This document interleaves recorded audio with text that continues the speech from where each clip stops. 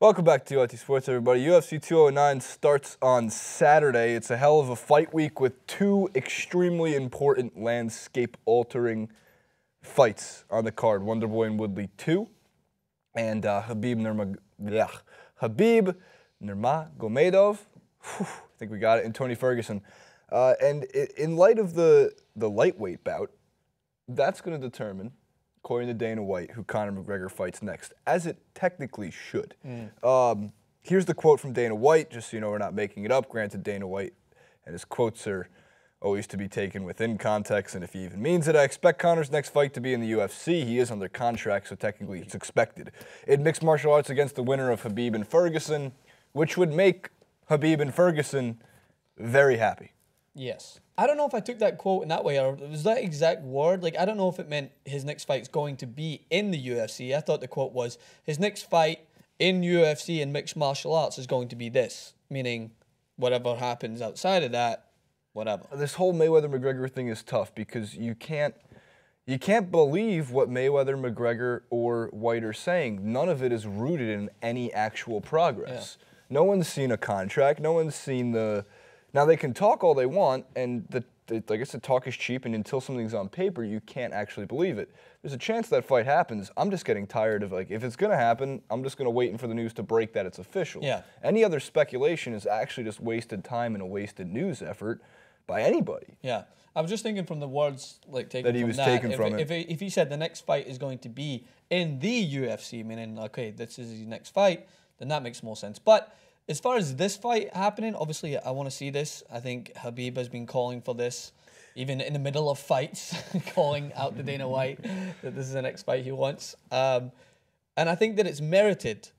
Whoever wins this fight gets a chance to fight Conor McGregor. I'm excited to see that fight regardless. I think it will, if he has to fight, Ferguson's going to give Khabib a tough test. That's going to be a fight in its own. If Khabib wins, I'm going to be excited to see how Conor McGregor has dealt with that curveball, because we know that everything that Khabib has got in his arsenal is going to trouble McGregor. He's not just a good striker. He's not just a tenacious fighter who works his way around the octagon and can take people to the ground. The guy's wrestled bears, for God's sake. So we know that that's going to be something that's going to pose a test to McGregor. And there's nothing I like more than seeing Conor McGregor questioned beforehand, his abilities questioned, and then see if he can come out and prove people wrong again. So, and I think it's merited. Every once in a while, it's good to see things work the way it's supposed to be. Yeah, it's taken a while. There's no guarantee Khabib beats Ferguson. I would prefer Khabib to beat Tony Ferguson. I would prefer that because I think the Khabib versus McGregor fight is all around more interesting hype fight. Although Ferguson might offer a more exciting fight than Khabib. And I said it, so here's the thing. When we go into the Khabib versus Tony Ferguson fight itself, if you watch Rubin Black's fantastic breakdown of the fight and what to expect for it, a lot of it, as he puts it, is going to take place between range 0 and range 1, which is pretty much either on the ground itself or in any kind of submission position that they're trying to put these, one of them is going to try to put the other one in. It's a really tactical and technical fight. Yeah. And it's going to be a lot, I'm safely going to assume, on the ground, because that's where Khabib excels more so than anybody else in the lightweight division. And I want to say up there as one of the best ground game fighters in the UFC as a whole. Granted, he just not had really stiff competition just yet. Ferguson is what I would consider extremely stiff competition. Yeah. Somebody to not take all too lightly. And as you mentioned before, yeah, Khabib used to wrestle bears when he was a kid. Not bears, bear cubs. But here's my favorite thing. If you read some response on social media to this when this video first circulated via live leak, oh, it's just a bear cub. Guys, come on. He's wrestling a fucking bear cub. There's no way your parents let you wrestle bear cubs. So here's some of that tape. It's like 20 or 30 seconds I think we have.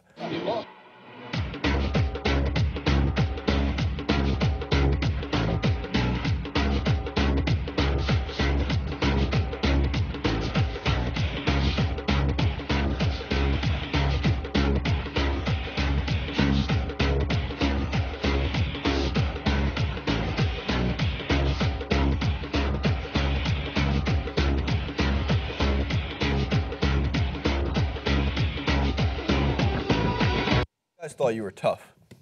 I feel bad. Were you 6 years old wrestling fucking bears? I don't know. I feel bad for the bear cub. What do you mean? He just looks so cute, Yeah, he man. does look cute. I'm Until like, he bites you. I know. So when it comes to Khabib and Tony Ferguson, one of the things that you're going to see is Khabib's ability to just pin your arm, your hand, or take out one of your two arms or hands and then just go to town in your face is pretty remarkable. And he does it lethally. And now we talked about when he fought at UFC 205 and he's yelling at Dana White. Don't take that for granted.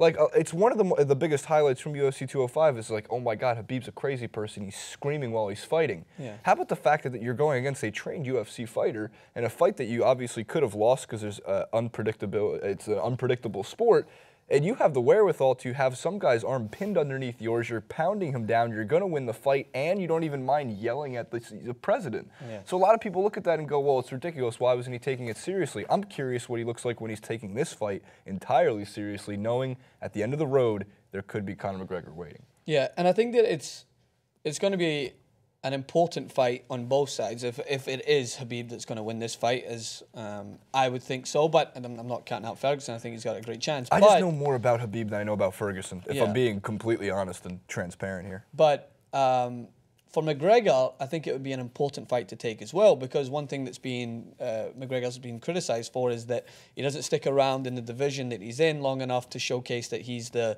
unquestionable champion in that division. I think he did do it enough. I mean, you're fighting Chad Mendes, fighting Jose Aldo, and then from there, I think he established himself as the be-all and end-all in that division at that time. People wanted him to go down and defend his title. Okay, I get that point.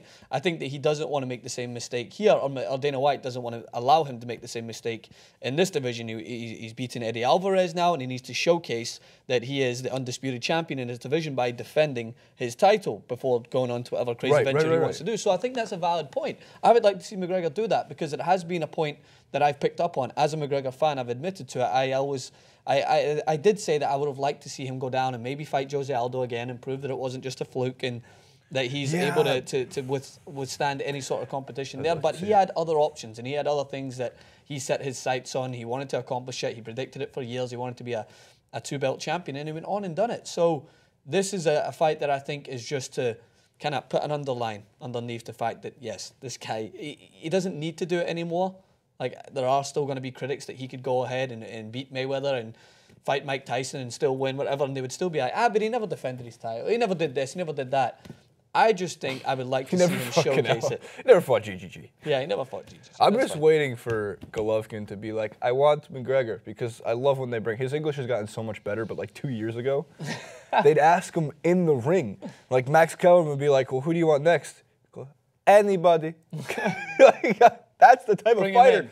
Those are the type of fighters you want to see. The anybody fighters. Like, well, you know he's, like, how about the Mountain from Game of Thrones? Don't care. McGregor took him on. But he's got 9 inches and 300 pounds on you. That's okay. I'll fight him.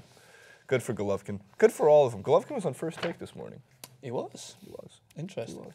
All right, well, who do you got, Khabib or Ferguson? And what do you think? Should McGregor take the next fight between Ferguson and Khabib? He's got a couple fights left on that contract, so at some point, whether there is a McGregor-Mayweather fight or not, like, there will be about, I think, 3 more McGregor in the UFC fights, and I would find it spectacular if the UFC in 2017 doesn't see 1 or 2 McGregor fights. I think he'll have his eyes split if he can do that weird thing like the guy in... Mr. Deeds. Mr. Deeds, yeah, he can split his eyes. He'll be watching also bubblegum and Skittles pizza. The Woodley Wonderboy fight. That's true. You know that Woodley's... we were at the press conference after Woodley and Wonderboy won, where Woodley, even though the fight was up in the air, it was a draw, he had his sights well and truly set on Conor McGregor. He was asking the press conference who would like to see it. Me and Jason were like, nah, not really. You've got unfinished business. We'll talk about this in the future. Yeah, it's true. But other people were like, yeah, I want to see it. I want to see it. I left the microphone there. Madison Square Garden knows this one. Can someone give it back to us? He sent it back.